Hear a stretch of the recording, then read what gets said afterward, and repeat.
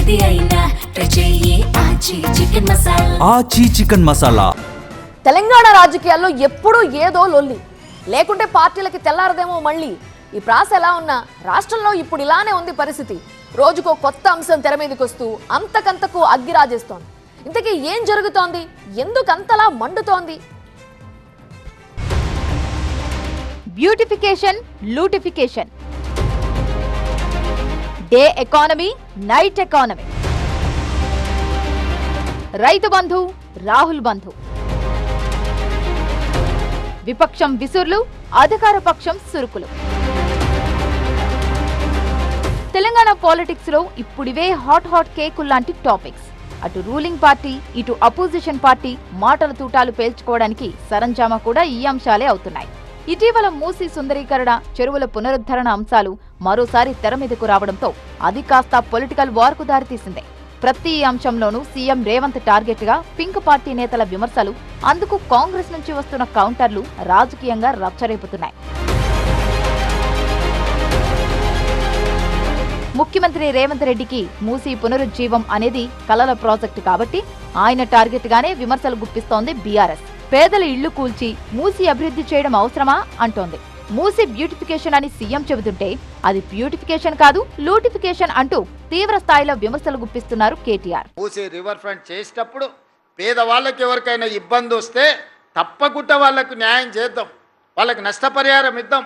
వాళ్ళ ఒకవేళ ఇల్లు కోల్పోతే నివసించడానికి అవసరమైన ఇళ్ల కోసం ఏం చేయాలనో మనం ఆలోచన చేద్దాం తప్ప మూసీ నది ప్రక్షాళన చేయొద్దని ఎవరన్నా అంటే అది నగరానికి మనం చేస్తున్న అన్యాయంగా మారుతుంది. ఒకవైపేమో అప్పుల పాలైందని చెప్తూ, ఒకవైపేమో పైసా లేదని చెప్తూ, ఒకవైపేమో తప్పుడు మాటలు చెప్తూ, మరొక వైపు మూసీలో 1,50,000 కోట్లు ఖర్చు పెట్టి నేను ఇది చేస్తా అది చేస్తా అంటే మిమ్మల్ని ఎవరు నమ్మాలి? మీరు చేసేది మూసీలో ప్రక్షాళన కాదు, మూసీలో మూటల వేట, ఢిల్లీకి డబ్బులు పంపడానికి మూటల వేట. మూసీ బ్యూటిఫికేషన్ పేరిట లూటిఫికేషన్ ఏదైతే చేస్తున్నారో దానికి మేము వ్యతిరేకం. మూసీలో జరిగే దోపిడీకి వ్యతిరేకం, మూసీలో జరిగే లూటీకి వ్యతిరేకం. సిటీలోని చెరువుల పునరుద్ధరణకు చర్యలు తీసుకుంటున్న ప్రభుత్వం హైడ్రా ద్వారా పలు చెరువుల సుందరీకరణ చేపట్టింది. ఇటీవల ఓ చెరువు ప్రారంభోత్సవంలో భాగంగానే కీలక వ్యాఖ్యలు చేశారు సీఎం రేవంత్. చెరువుల్ని అందంగా తీర్చిదిద్దడమే కాదు, అక్కడ నైట్ ఎకానమీని అభివృద్ధి చేస్తామన్నారు సీఎం. అయితే డే ఎకానమీని దెబ్బతీసి ఇప్పుడు నైట్ ఎకానమీని తీసుకొస్తారా అంటూ ఎద్దేవా చేశారు మాజీ మంత్రి కేటీఆర్.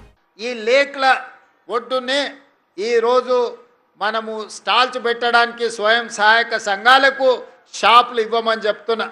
కుటుంబాలు సాయంత్రము ఈ వాకింగ్కి వచ్చిన సమయంలో పాలు కొనుక్కోవాలనుకున్నా, కూరగాయలు కొనుక్కోవాలనుకున్నా, ఇంటికి కావాల్సిన వస్తువులను కొనుక్కోవాలనుకుంటే కూడా ఇక్కడ అందుబాటులో పెట్టండి.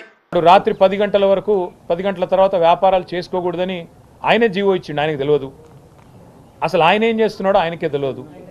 రాష్ట్రంలో పరిపాలన పిచ్చోడి చేతిలో రాయిలాగా మారిపోయింది బ్రదర్. డే ఎకానమీ నాశనం చేసిన వాడు నైట్ ఎకానమీ చేస్తాడు. పొద్దున పూట మంచిగా నడిచే రియల్ ఎస్టేట్ రంగాన్ని నాశనం పట్టించి మొత్తం దివాలా తీసే విధంగా చేసినోడు నైట్ ఎకానమీ తెస్తా అంటే ఎవరైనా నమ్ముతారా? రేవంత్ రెడ్డి రైతులకు ఇవ్వాల్సిన రైతు బంధును ఎగ్గొట్టారంటూ విమర్శలు గుప్పించిన కేటీఆర్ రాహుల్ బంధు పేరిట ఢిల్లీకి మూటలు మోస్తున్నారంటూ ఆరోపణలు గుప్పించారు. అయితే కేటీఆర్ మాటలకు స్ట్రాంగ్ కౌంటర్ ఇచ్చారు కాంగ్రెస్ నేత, మాజీ ఎమ్మెల్యే సంపత్ కుమార్. రేవంత్ రెడ్డి చాలా ఓపికగా ఉన్నారని, కేటీఆర్ తీరు మారకపోతే తమ యాక్షన్ ప్లాన్ మరోలా ఉంటుందని హెచ్చరించారు. రాహుల్ గాంధీ గారి కుటుంబానికి, గాంధీ పరివారికి 1000 కోట్లు పంపుతానని చెప్పిన ముఖ్యమంత్రి గారు కొత్తగా రాహుల్ బంధు పథకం పెట్టినట్టున్నారు. రైతు బంధు మార్చి 10కి కూడా దిక్కులేదు. ముచ్చటగా మూడోసారి రేవంత్ రెడ్డి గారి ప్రభుత్వం వచ్చినాక రైతు బంధు ఎగ్గొట్టే ప్రయత్నం చేస్తూ ఉన్నాడు. తెలంగాణ రాష్ట్ర ప్రజల సంపదను దోచిపెట్టిరు 10 సంవత్సరాలు నిరాఘాటంగా, నిర్విఘ్నంగా. అది హోల్సేల్గా కల్వకుంట్ల బంధు పేరు మీద, కల్వకుంట్ల ట్యాక్స్ పేరు మీద మీరు చేస్తే రీటైల్గా కేటీఆర్ బంధు, కేసీఆర్ బంధు, కవిత బంధు, హరీష్ బంధు, సంతోష్ బంధు, ఇట్లా ఎవరికి వాళ్ళు రిటైల్గా దోచుకుని, హోల్సేల్గా కల్వకుంట్ల దోచుకుని మొత్తం కుటుంబం. ఈరోజు రాహుల్ బంద్ అట. మినిమం ఇంకిత జ్ఞానం ఉండాలి. What nonsense you are talking, what kind of message you are giving ఆలోచన చేసుకోవాలి. ఒక చదువుకున్న వాడిగా, 10 సంవత్సరాలు ఈ రాష్ట్రాన్ని పరిపాలించిన వాడిగా విమర్శ చేసేటప్పుడు సమంజసంగా సందర్భోచితంగా ఉండాలని చెప్పి కోరుతా ఉన్నాం. మొత్తానికి అటు అధికార పక్షం ఇటు ప్రధాన ప్రతిపక్షం తగ్గేదేలే అన్నట్టుగా పేలుస్తున్న పొలిటికల్ డైనమైట్లు అంతకంతకు వేడి పుట్టిస్తూనే ఉన్నాయి. మరి అంశాల వారీగా రాజుకున్న అగ్గి మున్ముందు ఎటు దారి తీస్తుందో చూడాలి.